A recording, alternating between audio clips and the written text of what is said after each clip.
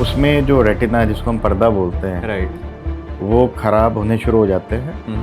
हाँ, अगर आप शुगर कंट्रोल रखते हैं थ्रू आउट तो नहीं होगा, स्ट्रिक्टली कंट्रोल रखें तो ये जो आपका स्टेज है माइल्ड टू मॉडरेट वाली वो प्रोग्रेस नहीं करेगी और रिवर्स भी हो सकता है। रेटिनल डिटैचमेंट हो जाता है जिसको कहते हैं पर्दे का उखड़ जाना, ट्रैक्शनल रेटिनल डिटैचमेंट आपका बंद होना शुरू हो जाता है, जैसे छतरी बंद होनी शुरू हो जाती है। ओके, ये बहुत पेनफुल भी होगा और बहुत लेंदी प्रोसीजर भी होगा। तो मतलब 7 साल की एज में उसको डायबिटीज स्टार्ट होगी।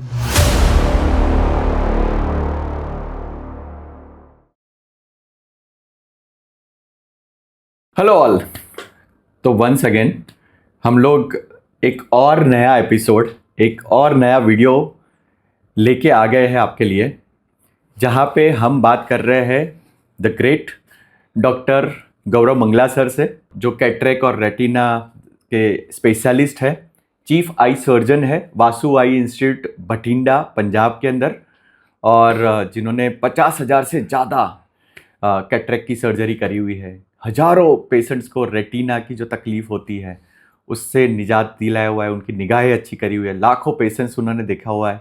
पिछले 20 सालों से आई सर्जन है, इन्होंने बहुत बहुत अचीवमेंट्स किए हैं। और अगर आपने पहला वाला वीडियो देखा होगा तो उन्होंने बहुत अच्छी पेशेंट्स की स्टोरी और ये सब कुछ शेयर किया, उनकी जर्नी के बारे में बताया, कैटरेक के बारे में, कैटरेक को एक्चुअली डिकोड किया।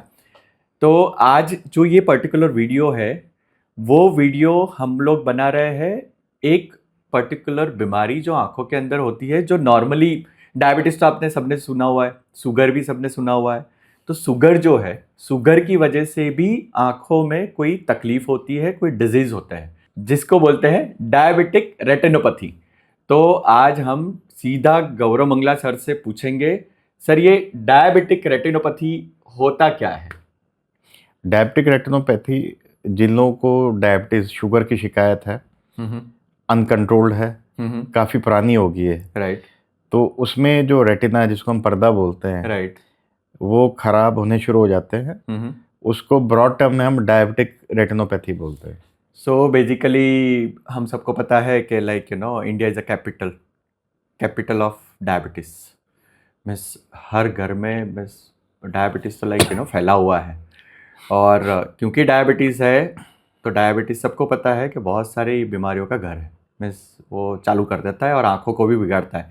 तो इसी तरीके से आँखों के अंदर पर्टिकुलर जो पार्ट है वो रेटिना जो है उसको वो अफेक्ट करता है। हाँ, रेटिना को पर्दे को अफेक्ट करता है उसको डायबिटिक रेटिनोपैथी कहते हैं। ओके। देखिए, शुगर आप कंट्रोल नहीं रखते हैं हाँ। तो उसमें कैटरेक्ट जिसको सफ़ेद मोतिया बोलते हैं वो जल्दी आने के चांस होते हैं। हाँ। एक दूसरा इसमें ग्लोकोमा जिसको अगेन काला मोतिया बोलते हैं वो भी डेवलप हो जाता है। राइट। लेकिन जो कॉमन कंडीशंस हैं वो जो इरिवर्सिबल ब्लाइंडनेस भी कर सकता है, ओके।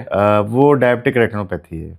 ओके, सो और शुगर की वजह से जो प्रॉब्लम आती है रेटिना के ऊपर उसको डायबिटिक रेटिनोपैथी बोलते हैं। तो सर ये पता कैसे चलता है कि मुझे ये बीमारी हुई है?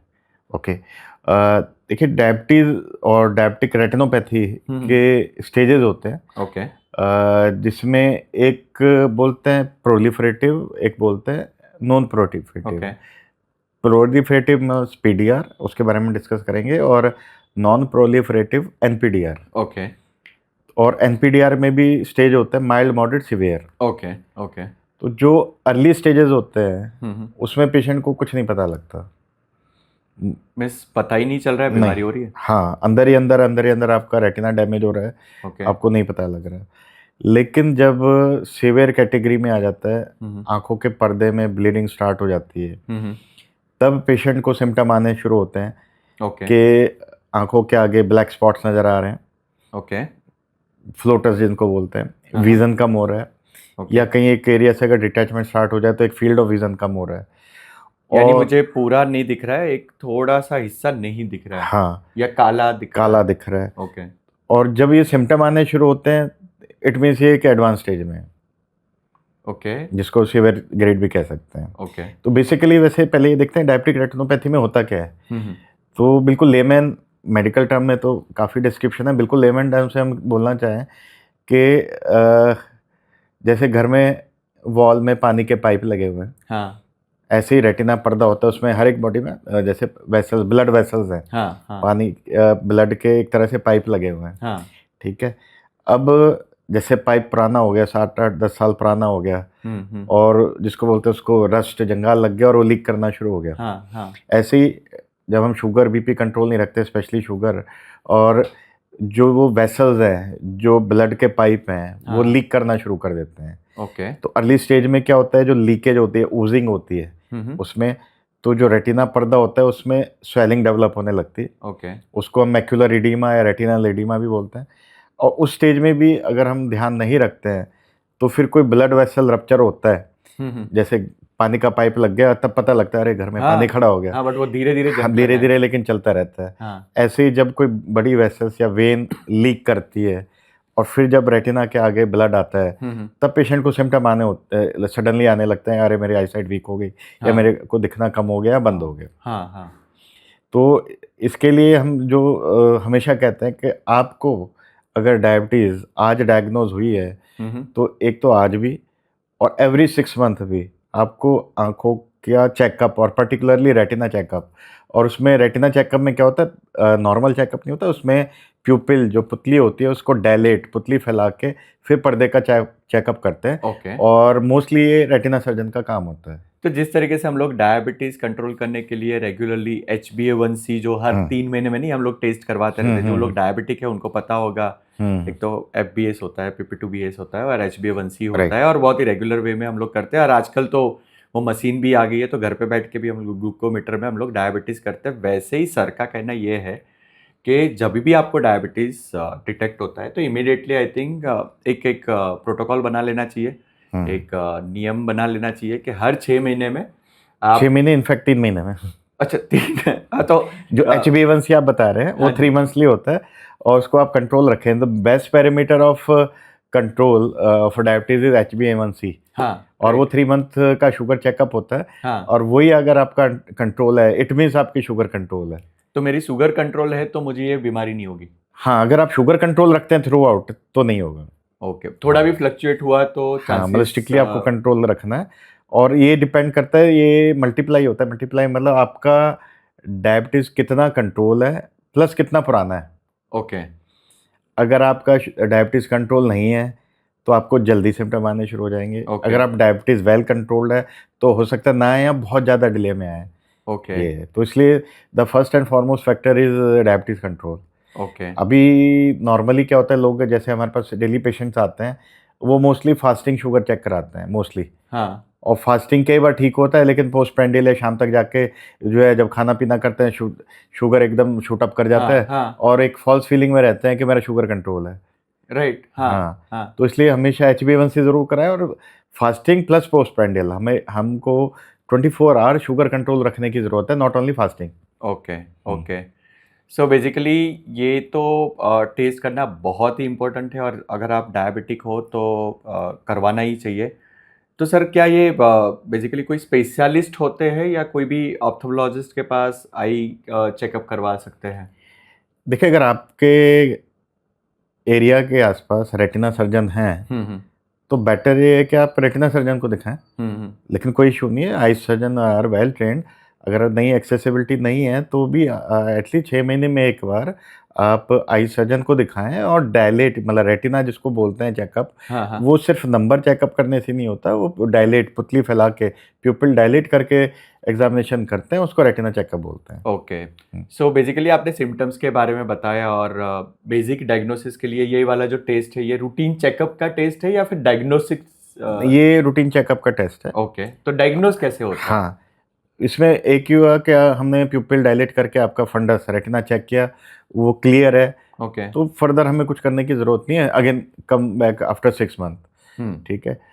और अगर बाय चांस सम चेंजेस हैं जो आपके रेटिना सर्जन आपको डॉक्टर को दिखता है, अब जो ट्रीटमेंट या डायग्नोसिस वाला पार्ट है, हाँ। कि मान लो आपको डिजीज़ है, हाँ। डायबिटिक रेटिनोपैथी चेंजेस हैं, हाँ। और उसमें कौन से ग्रेड के हैं और आपको ट्रीटमेंट की ज़रूरत है नहीं है, वो जब आप एग्जामिनेशन करते हो तब पता चलता है। हाँ, एग्जामिनेशन में आप फंडस एग्जामिनेशन में आप ये डायग्नोज कर लोगे कि आपको डायबिटिक रेटिनोपैथी है। हाँ। लेकिन कौन से ग्रेड की है और आपको क्या ट्रीटमेंट की ज़रूरत है, वो फिर फर्दर जो चेकअप आते हैं वो करना पड़ता है। उसमें एक टेस्ट आता है जो सबसे कॉमन होता है, वो ओसीटी होता है। OCT, OCT, optical coherence tomography, वो एक तरह का रेटिना पर्दे का सीटी स्कैन होता है।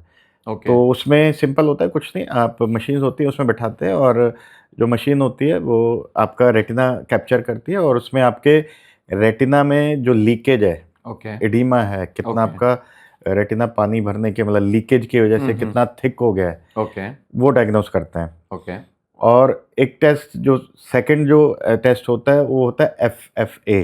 FFA, हाँ, फंडस फ्लोरेसेंट एंजियोग्राफी। उसमें इट्स लाइक एंजियोग्राफी। उसमें क्या करते हैं, हाथ में एक डाई इंजेक्ट की जाती है और उसके बाद जो वो डाई सर्कुलेट होके आई में जाती है रेटिना में, फिर उसका हम पीरियोडिक जो है कुछ सेकंड बाद जो है उसका हम फोटोग्राफ्स लेते हैं। ओके, तो उसमें वो डाई जहाँ जहाँ जाती है उससे फिर हमें पता लगता है कि अब लीकेज कहाँ पे है। राइट, ताकि वो डाई डालोगे तो आपको विजुअली दिखेगा कि ओके यहाँ पर लीकेज है। हाँ, रेटिना में किस पार्ट पे आपके लीकेज आ रहा है। ओके, ओसीटी में आपको एडिमा पता लगता है कि हाँ, कहाँ आपका कितना सूजन एडिमा है। मतलब लीकेज है, ओजिंग है, कितनी ज़्यादा होगी है। एंजियोग्राफी से आपको पता लगता है कि लीकेज कहाँ पे ओके, कितनी है। ओके, और उसमें फिर हमें ग्रेडेशन में भी पता लगता है कि हाँ, एंजियोग्राफी से कि आपका पीडीआर प्रोलिफरेशन है, मतलब नई नाड़ियाँ बन गई हैं, अच्छा, उसमें न्यू वेसल्स बन जाती हैं, और या आप एनपीडीआर स्टेज पे हो कि मतलब ओनली लीकेज है। ओके, ये तो ग्रेडेशन, ये चेकअप, ये आपके रेटिना जो पर्दे के डॉक्टर होते हैं, ये उनका काम है, रेटिना स्पेशलिस्ट का काम है। They are expert into this हाँ, they are particular expertise. Field. हाँ, दे तो हैव सिर्फ एक्सपर्टीज ये इन दिस थिंग। रेटिना के ऊपर काम करते हैं। तो चलो हमको पता चल गया कि हमको डिजीज है, पर्टिकुलर ग्रेड है। हम्म। तो अभी जैसे एंजियोग्राफी की आपने बात करी कि वो पता चल गया कि यहाँ पर लीकेज है या तो व्हाट नेक्स्ट, उसका हाँ, ट्रीटमेंट क्या होता है? नेक्स्ट स्टेप में होता है कि अगर आप स्वेलिंग नहीं है हाँ, ओसीटी में, एंजियोग्राफी में भी आपका ओके है, कोई लीकेज नहीं है, आप माइल्ड टू मॉडरेट ग्रेड में आ गए, फिर okay, mild to moderate grade of NPDR में, राइट, तो उसमें फिर अभी ट्रीटमेंट होता है आपका मेन डायबिटिक कंट्रोल। ओके। हाँ, अगर आप डायबिटिक कंट्रोल रखते हैं, इसमें डायबिटिक प्रोफाइल हम एक तो वो बोलते हैं। प्रोग्रेस नहीं होगा। हाँ, डायबिटिक प्रोफाइल में आपका डायबिटीज़ भी आ गया, फास्टिंग एंड पोस्टप्रेंडियल एंड HbA1c, एक आपका ब्लड प्रेशर आ गया, ऑब्वियसली बीपी कंट्रोल भी साथ में ज़रूरी है। ओके, फिर आपका इसमें आता है कोलेस्ट्रॉल लेवल, जिसको हम लिपिड प्रोफाइल बोलते हैं। राइट, राइट, लिपिड प्रोफाइल आप चेक कराएं। फिर आता है रीनल प्रोफाइल, ओके, कि आपके किडनी के फंक्शन भी डायबिटीज़ में हैम्पर होने लगते हैं। हम्म, ये प्रोफाइल फिर आपका काम शुरू होता है कि आप ये सारे प्रोफाइल स्ट्रिक्टली कंट्रोल रखें। हम्म, तो ये जो आपका स्टेज है माइल्ड टू मॉडरेट वाली, वो प्रोग्रेस नहीं करेगी और रिवर्स भी हो सकता है। Okay, in spite of that, अगर आपने बीपी शुगर का ध्यान नहीं रखा या आपके प्रोफाइल्स ठीक नहीं रहे, तो it will convert into severe और प्रोलिफरेटिव स्टेज। ओके, मतलब उसमें क्या होता है कि जो शुगर क्या करती है, जो लॉन्ग स्टैंडिंग जो प्री एग्जिस्टिंग वेन्स होती हैं, जो एग्जिस्टिंग वेन जो रहती वेज है, मतलब वेसल्स होते हैं, जिनको आप ब्लड के पाइप बोलो लेमन हाँ, में, हाँ, एक तो वो लीकेज करना शुरू कर देती है, जैसे Right. मैंने बताया रस्ट लग गया। हाँ, और कई बार जब और लॉन्ग स्टैंडिंग हो जाता है, तो कंपनसेट करने के लिए नए नए छोटे छोटे वेसल्स, नए नए पाइप बनने, नाड़ियाँ बननी शुरू हो जाती हैं। अगेन वो लीकी होती हैं।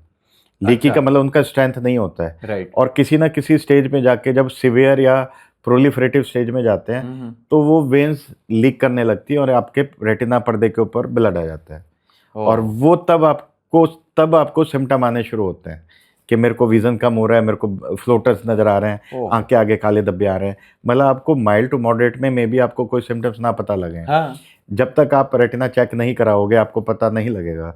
लेकिन जब आपको सिम्टम आने लगे हैं, मीन्स आप सीवियर कैटेगरी में आ गए हो।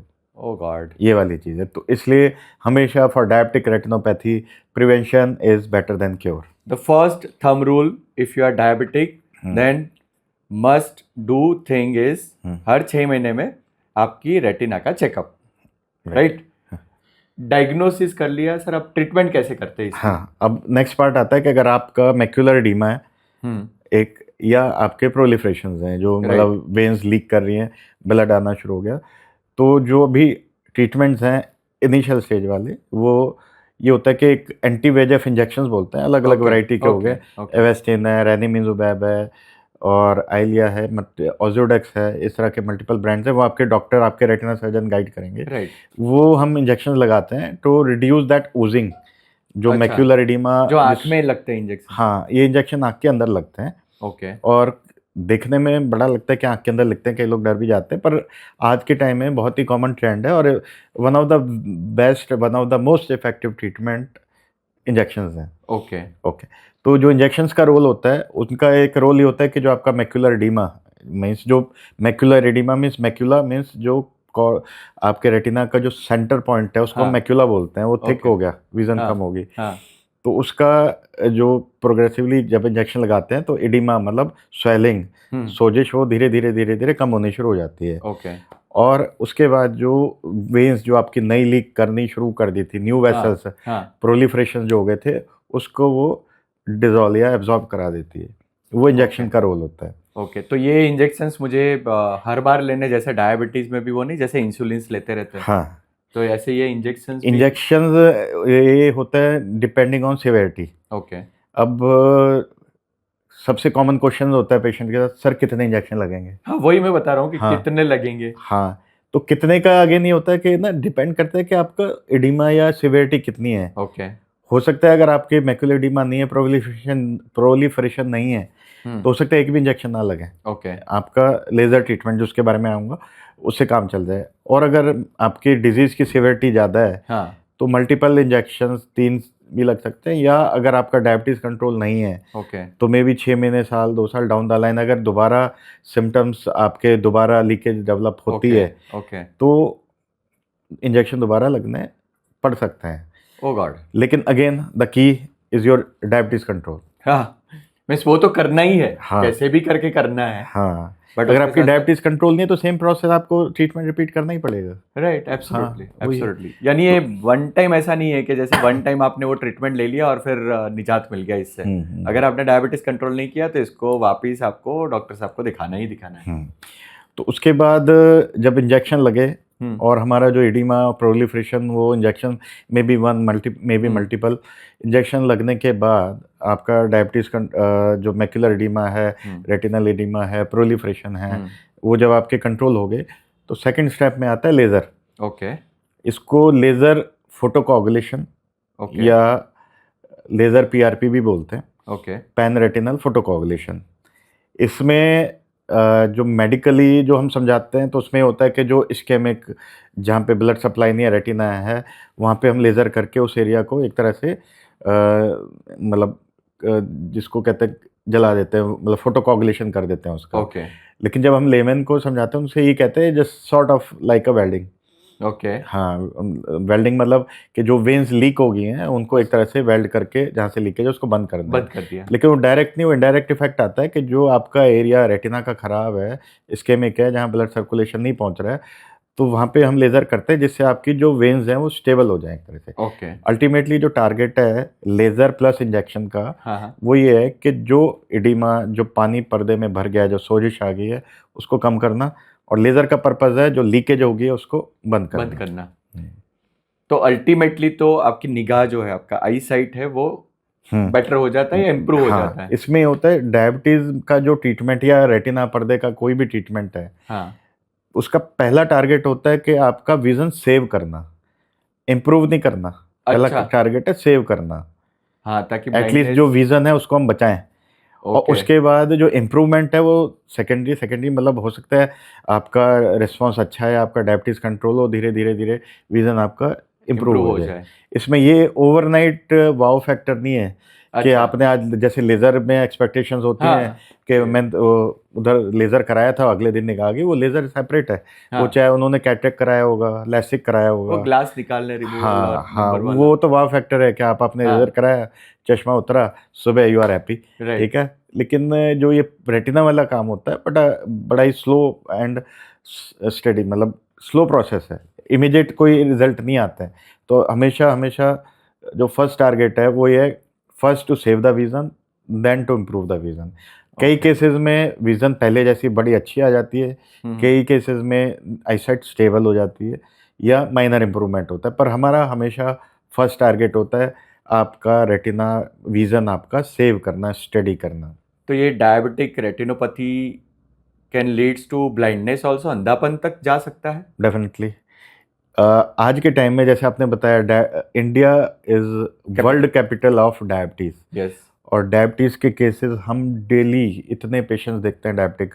हमारा मोस्टली देखें तो मेजर चंक जो हमारा वर्क है वो डायबिटिक रेटिनोपैथी पे ही जाता है। ओके। और हम और मोस्टली जितने मैंने देखे हैं, काफ़ी लोगों के सबके अनकंट्रोल्ड ही होते हैं डायबिटीज़। हाँ। और जिसको ब्लाइंडनेस बोलते हैं, दो कैटेगरी होते हैं। एक होता है रिवर्सिबल। हाँ। रिवर्सिबल मतलब कि आपका डिजीज हुई, आपने ट्रीटमेंट किया, रिवर्स हो गया, पहले जैसा वापस आ गया, जैसे कैटरेक्ट। कैटरेक्ट में करता है, राइट? हाँ, कैटरेक्ट इज अ मोतियाबिंद इज अ रिवर्सिबल ब्लाइंडनेस। कि आपका मान लो विजन कम हो गया, विजन डाउन हो गया, आपने लेंस डाला, अपने पहले जैसा विजन रिकवर हो गया। हाँ। एक होता है इरिवर्सिबल डैमेज। इरिवर्सिबल मतलब जो डैमेज हो गया, जो बचा है वही रहेगा। हाँ, जो बचा है उसको बचा लो, ये है। Okay. तो दैट इज कॉल्ड इरिवर्सिबल। तो जो जितनी भी रेटिनल डिजीज है और जिसमें डायबिटिक रेटिनोपैथी है, शुगर से जो पर्दे खराब हो जाते हैं, वो इरिवर्सिबल में आता है। कि पहला टारगेट है जो रह गया उसको बचाओ। Improvement is a secondary. हाँ, बट पहले जो एटलीस्ट जो है हमारे पास उसको तो सेव करें। ओके। तो ये तो sounds like a very dangerous thing हाँ। कि एक बार गया वो वापस नहीं आएगा। हाँ, और जो बचा है उसको बचा के रखो। हाँ, फर्स्ट टारगेट है जो है उसको बचाइए। इम्प्रूवमेंट है वो सेकेंडरी, इम्प्रूवमेंट होते भी हैं, पर फर्स्ट टारगेट बचाना। ओके। ओके। तो बहुत ही कॉम्प्लिकेटेड चीज़ें लग रही है। और जैसे मैं समझ पा रहा हूँ ये ट्रीटमेंट ऐसा नहीं है कि इट्स लाइक जैसे हम लोग कैटरेक्ट या लेसिक की बात कर रहे हैं कि 5 मिनट 10 मिनट के अंदर उसका इलाज हो गया। इसके भी जो आप लेज़र बता रहे हो या इंजेक्शंस बता रहे हो, ये एक पीरियोडिकल तो रहता ही रहता है और थोड़ा टाइम कंज्यूमिंग भी रहता है। नहीं, टाइम कंज्यूमिंग तो नहीं है। ओके। जो मैंने इंजेक्शन की बात बताई, जो मैंने लेज़र की बात बताई, उसमें दे आर ओपीडी प्रोसीजर। उसमें अच्छा, ओके। उसमें कोई एडमिट रहने की ज़रूरत नहीं है। ओके। और नॉर्मल इंजेक्शन लगाने में जैसे बस ये है कि हाँ, एक्सपर्टीज चाहिए इंजेक्शन। हाँ। रेटिना सर्जन से ही इंजेक्शन लगवाना चाहिए। हाँ। तो उसमें बस ये होता है कि आप आइए, ओपीडी प्रोसीजर है, इंजेक्शन लगाइए, घर जाइए। एक दिन आप ओनली फॉर अ डे आप एक दिन का थोड़ा सा पानी धूल मिट्टी से बचा के रखिए, और आफ्टर वन डे जो है आप अपना रूटीन वर्क ज्वाइन कर लीजिए। और लेज़र वगैरह और लेज़र का भी सिस्टम यही है कि आप आइए, दोनों आँखों में 5-5 मिनट, जैसे 5 मिनट इधर 5 मिनट इधर, आपका अगर दोनों का होना है लेज़र होगा। और सपोज़ आज लेज़र हुआ, आज का दिन आप रेस्ट कीजिए, कल मॉर्निंग से जो है वो आप अपना रूटीन काम कीजिए। और ये सारा जो मैं ट्रीटमेंट करवाता हूँ उसके बाद मुझे कोई रेगुलर मेडिसिन या आई ड्रॉप्स ऐसा कुछ आई ड्रॉप्स होती हैं, बड़ी लिमिटेड आई ड्रॉप्स होती हैं। ओके। और अगेन जो रेगुलर मेडिसिन है वही है, डायबिटीज़। सो बेसिकली जो प्रिकॉशंस होता है पोस्ट ऑपरेटिव या पोस्ट प्रोसीजर, जो भी प्रिकॉशंस होता है, सबसे पहले तो diabetes management, this is something. सबसे बड़ी चीज तो वही रहती है प्रोसीजर करवाने के बाद भी। और दूसरा जो मुझे समझ में आया अभी तक हम लोग जो बात कर रहे हैं कि भाई रेगुलर ऐसा नहीं है कि ये एक बार आपसे ट्रीटमेंट करवा लिया तो इससे निजात मिल गई। आपको अगेन रेगुलरली चेकअप्स तो रेटिना का करवाना ही है। हाँ, इसमें हम होप सो जो वैसे मान के चलेंगे, आपका इंजेक्शन हो गया, आपका लेज़र हो गया, आपकी आईसाइट स्टेबल हो गई। तो अगेन ये नहीं है कि आपको फिर अब जाना नहीं या देखना नहीं। उसके बाद भी हम पेशेंट्स को कहते हैं कि एटलीस्ट आप 6 मंथली, आप एवरीथिंग इज़ ओके, फिर भी आप एवरी 6 मंथ वही ड्रॉप डाल के डायलेट करके पर्दा ज़रूर चेक कराएं। इसमें आप ये भी पूछ सकते हो, सर अगर इंजेक्शन और लेज़र नहीं है तो कामयाब नहीं हुए हैं मान लो, तो उसके बाद नेक्स्ट ट्रीटमेंट क्या है? हाँ, जो एक स्टेज आती है जिसको हम कहते हैं advance diabetic retinopathy. Okay. Advance में ये है कि हम लोगों ने डायबिटीज़ वाले पेशेंट्स हैं, उन्होंने फिर भी बहुत पेशेंट आते हैं कि वो सिम्टम्स इग्नोर कर देते हैं। हाँ, और ये तो ऐसा है कि इनिशियल सिम्टम्स आते भी नहीं है। नहीं आते, या सिम्टम्स इग्नोर कर दिए, डायबिटीज कंट्रोल ही नहीं हुई, या एक आई से काम चल रहा होता है, दूसरी आई धीरे धीरे डाउन होती जाती है, उनको आइडिया नहीं लगता। Right.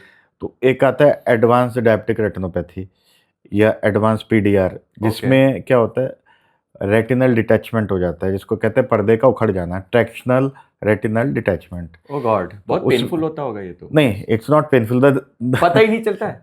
The issue is that कि the diabetic retinopathy is like a sweet disease, उसमें कुछ होता ही नहीं, पता ही नहीं लगता।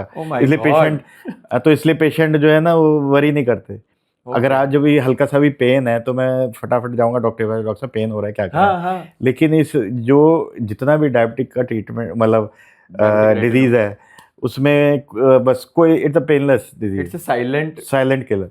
Silent killer, literally silently means आपको Silent. धीरे धीरे धीरे धीरे हाँ बिगाड़ रहा है वो। हाँ। तो टेक्शनल रेटिनल डिटैचमेंट में क्या होता है, जो रेटिना होता है पीछे हाँ हाँ पर्दा, वो जैसे पहले ही बताया कि आई के बैक साइड पे जो है लाइक है ओपन अम्ब्रेला, हाँ खुली हाँ छतरी की तरह ऐसा होता है बैक। हम्म, तो जब ब्लड आ जाता है रेटिना में और जब वो ड्राई होना शुरू होता है तो धीरे धीरे, और उसमें जो प्रोलिफरेशन जो है फाइब्रस टिश्यू बनता है एक तरह से, हम्म।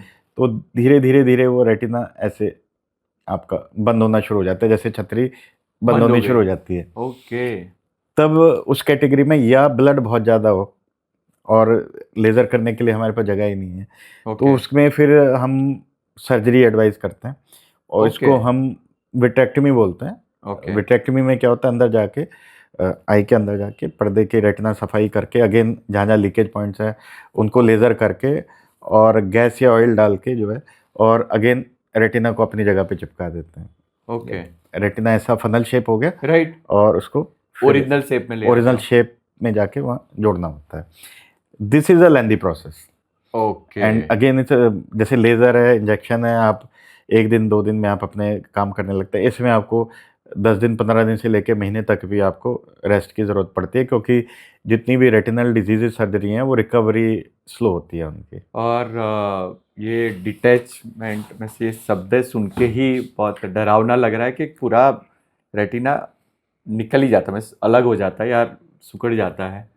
तो ये बहुत पेनफुल भी होगा और बहुत लेंदी प्रोसीजर भी होगा। इसके सक्सेस रेट कैसे होते हैं? देखिए, पेनफुल ना तो डिजीज़ है ना सर्जरी है हाँ पेनफुल। ये अगेन माइक्रो सर्जरीज आजकल होती है, उसमें कोई सुचरलेस सर्जरी होती है, बिना टाँके वाली आजकल सर्जरीज होती हैं। अच्छा हाँ, ओके माइक्रो सर्जरीज काफ़ी टेक्नोलॉजी एडवांस कर गई है।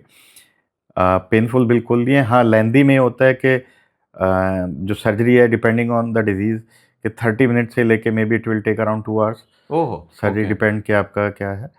हाँ, ये ज़रूर है कि आपको रेस्ट वगैरह और ज़रूर करना होता है। हाँ लंबा जैसे दूसरे लेसिक है, कैटरेक्ट है, उसमें आप 2-4 दिन में काम नहीं के होता लायक है हो ये। जाता है, ओके लेकिन इसमें थोड़ा-सा जो है रिकवरी टाइम डिलेड है।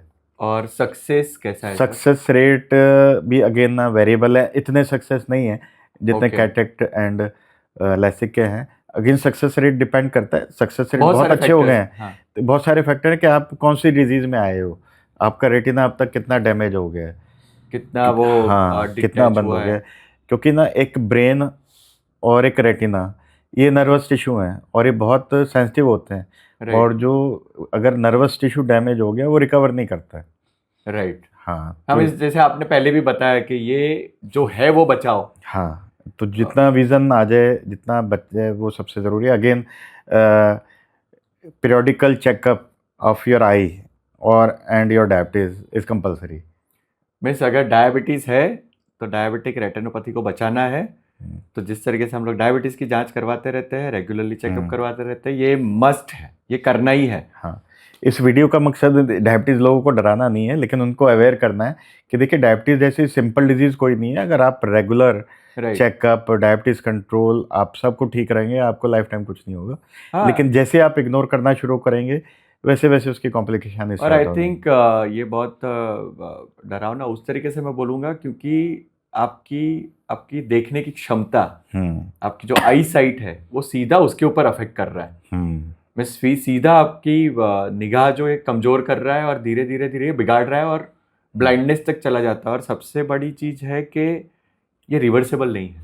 हाँ, ये इसको कोई भी रिवर्सिबल। टेक्नोलॉजी से ऐसा कुछ नहीं हो सकता कि जैसे हम लोग नहीं वो आई ट्रांसप्लांट डोनेट करते हाँ, हैं और कुछ ऐसा नया डाल दे उसके अंदर, ऐसा हुँ, कोई हुँ, हुँ। कुछ ऐसी कुछ चीज़ नहीं आई है इसके हाँ, अंदर। नहीं, सबसे कॉमन जब डैमेज हो जाता है ना, तो सबसे कॉमन क्वेश्चन यही होता है कि सर आँखें बदल दो।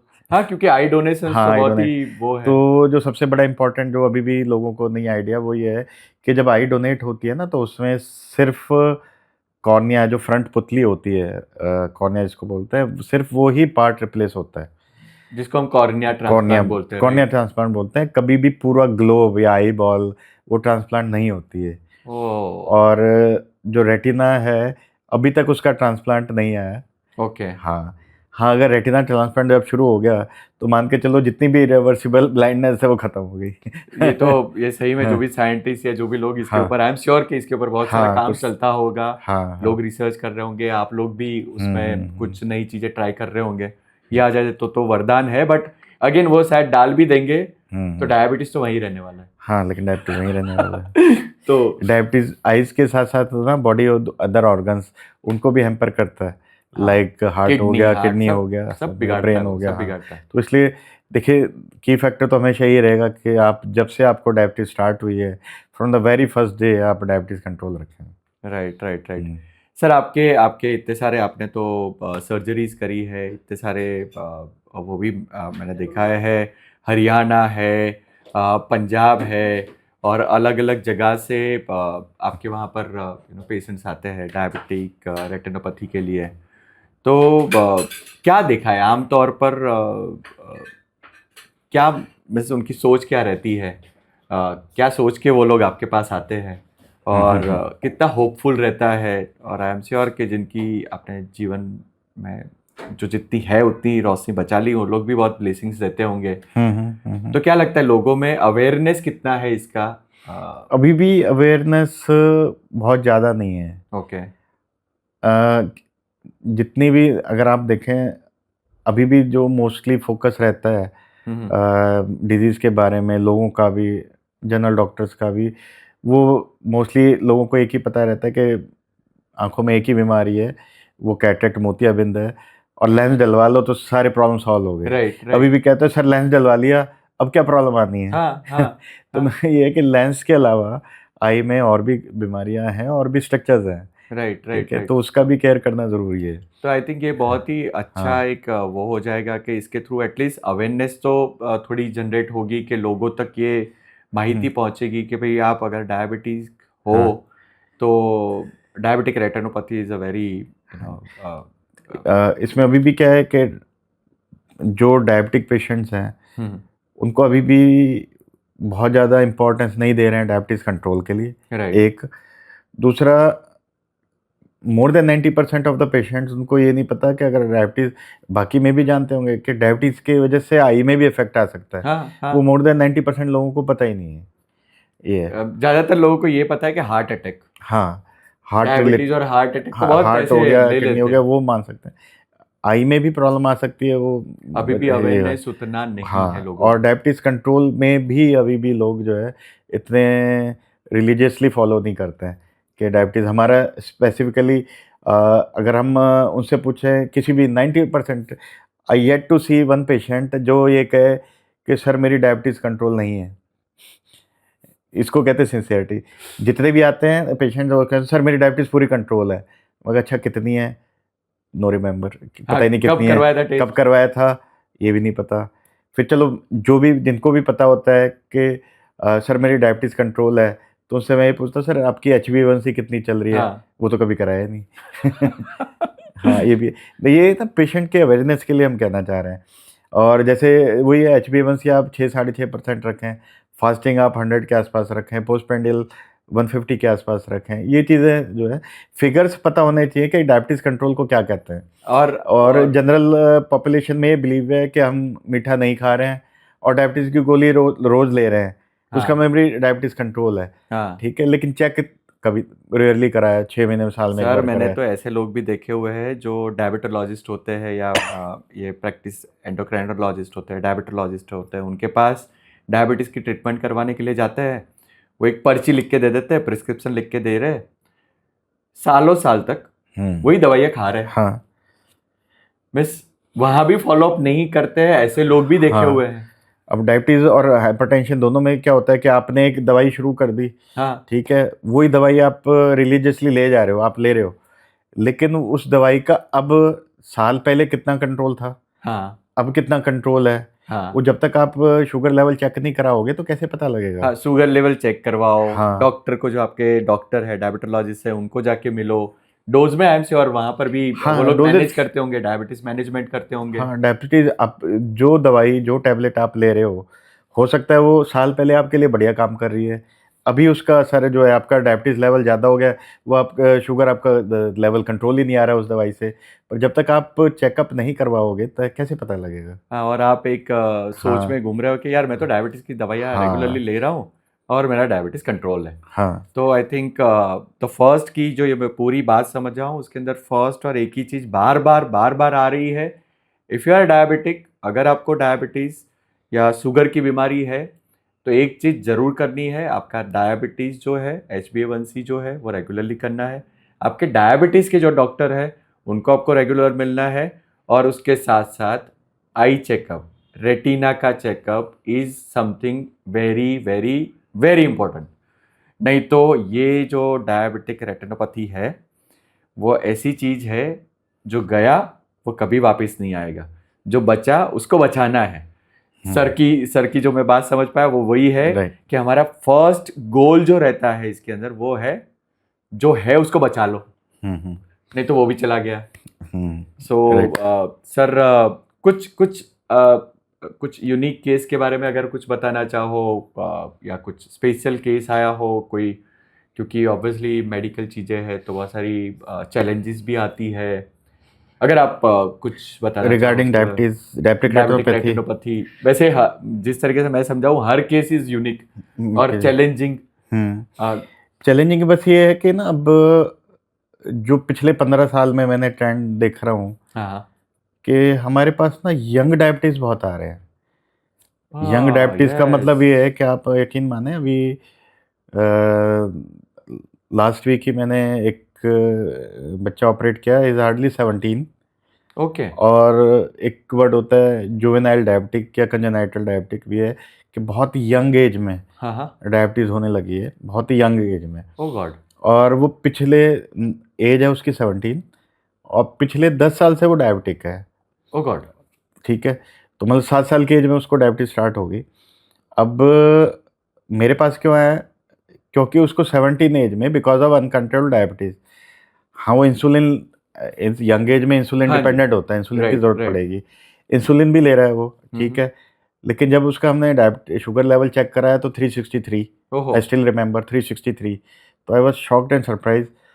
और तो मैं कहा भाई तुम्हारा 363 है, आपका एक आई में कैटरेक्ट, मतलब मोतियाबिंद बिल्कुल मैच्योर पक गया है, ओहो, अदर आई में कैटरेक्ट है, तो रेटिना की प्लस क्या लगा? रेटिना में जिसमें कैटरेक्ट मैच्योर था उसमें तो नहीं लगा, उसमें डायबिटिक रेटिनोपैथी चेंजेस भी शुरू हो गए हैं। ओह, तो मैंने उनको सबसे पहले ये कहा कि गो टू डायबिटोलॉजिस्ट, राइट, आपके जो भी कुछ कर रहे हो जो भी है, लेकिन फर्स्ट गो टू डायबिटीज, हाँ आप अपना इंसुलिन लेवल एडजस्ट कराओ, हाँ और अपना जो है एक एक्सेप्टेबल रेंज में तो लेके आओ। हाँ, उसके बाद फिर जब उसका शुगर लेवल कंट्रोल हुआ तो नाउ वी आर प्लानिंग कि उसका पहले हम दोनों आंखों का कैटरेक्ट सर्जरी करेंगे, एक आई तो ऑलरेडी हो गया है, ओके और उसके बाद वही इंजेक्शंस और लेजर से उसकी रेटिना को स्टेबल करेंगे। ओके, अभी उसका इशू ये है कि उसको कब पता लगा कि जब बोर्ड दिखना बंद हो गया, उसको स्कूल में पढ़ाई लिखाई हैम्पर हो गई। ओ गॉड, हाँ, तो मैंने उसको ये कहा भाई अभी भी फिर भी you are in a good stage, आप फिर भी जो कैटरेक्ट है वो तो रिवर्सिबल है, हाँ उसमें तो हम लेंस डालेंगे वो तो ठीक हो गया। हाँ, लेकिन now you are young, hardly 17, 17 साल का 17 बच्चा है, साल, हाँ। मैं कहा you are young, you are hardly 17, अब ना तुम अपने जो स्टडी डेस्क है ना उस पर लिख के रख दो कि मेरे को शुगर लेवल इतने रखने हैं। हाँ वैसे एक हाँ, जैसे गोल होता है ना कि मुझे हाँ, इंजीनियर बनना है, डॉक्टर बनना है, हाँ, ऐसे आई थिंक गोल, गोल के लिख लो वहाँ पे कि मेरे को इससे ऊपर मेरा शुगर लेवल जाना नहीं चाहिए, तभी राइट, ना ये आपकी आई सर्वाइव करेंगी।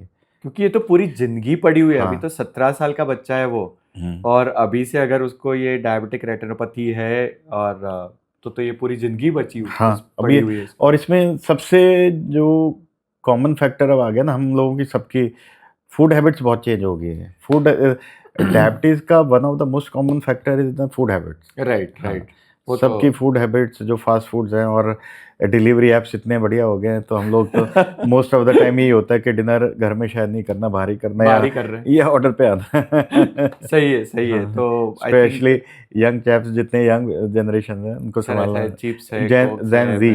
यू नो चिप्स है और कोल्ड ड्रिंक्स है और हाँ, सेक्स और जिस ये लाइक ना ये कोल्ड ड्रिंक्स एंड ये फ्रेंच फ्राइज, फ्रेंच फ्राइज या एब्सोल्युटली। इस कोल्ड ड्रिंक में बहुत हाई कंटेंट होता है शुगर का, बहुत हाई कंटेंट होता है।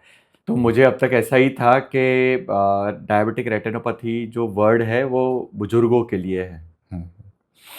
नहीं, एनी डायबिटिक, चाहे यंग है चाहे ओल्ड है, उनके लिए है। और अगेन मैं इस वीडियो से आपको मैसेज ये देना चाहूँगा कि डायबिटीज से सिंपल डिजीज कोई नहीं है, बस आपको अवेयरनेस की ज़रूरत है। हाँ। आपको रेगुलर फॉलोअप की ज़रूरत है। तो यही Nothing एक else. डिजीज है मेरे ख्याल से जो डॉक्टर के साथ साथ आप खुद भी कंट्रोल कर सकते हो। हाँ, आपको फॉलोअप, आपको जो आपके डायबिटोलॉजिस्ट है, आपको 2 लोगों की ज़रूरत है। आपके फर्स्ट आपके डायबिटोलॉजिस्ट जो आपका शुगर कंट्रोल करेंगे, और एक आपका रूटीनली हर 6 महीने में आपका आई डॉक्टर, जो आपकी आई साइट को Maintain बचा के रखेंगे, रखेगा, बचा के रखेंगे, maintain बिगाड़ने नहीं देगा, हाँ। कुछ नहीं होने देगा। हम्म। So nice of you, sir. Thanks a lot for this amazing awareness. I am sure कि जो लोगों ने भी ये वीडियो देखा है उन लोगों को पता चला होगा इसके बारे में, और वो लोग ज़रूर से शेयर करेंगे अपने फ्रेंड सर्कल्स और ये सब, बिकॉज जैसे हमने बताया कि वर्ल्ड कैपिटल है इंडिया, डायबिटिक हर दूसरे घर में पाया जाता है। तो आई थिंक ज़्यादा से ज़्यादा लोगों तक अगर ये वीडियो शेयर भी कर लिया तो एटलीस्ट अवेयरनेस होगी, और हमारा जो ये पिछले इतने मिनट से हम बात कर रहे हैं उसका थोड़ा तो इम्पैक्ट आम जनता तक पहुंचेगा, और वो लोग अपनी आंखें बचा लेंगे, अपनी आई साइट को कंट्रोल कर लेंगे। Thanks a lot sir for this. Welcome, thank you.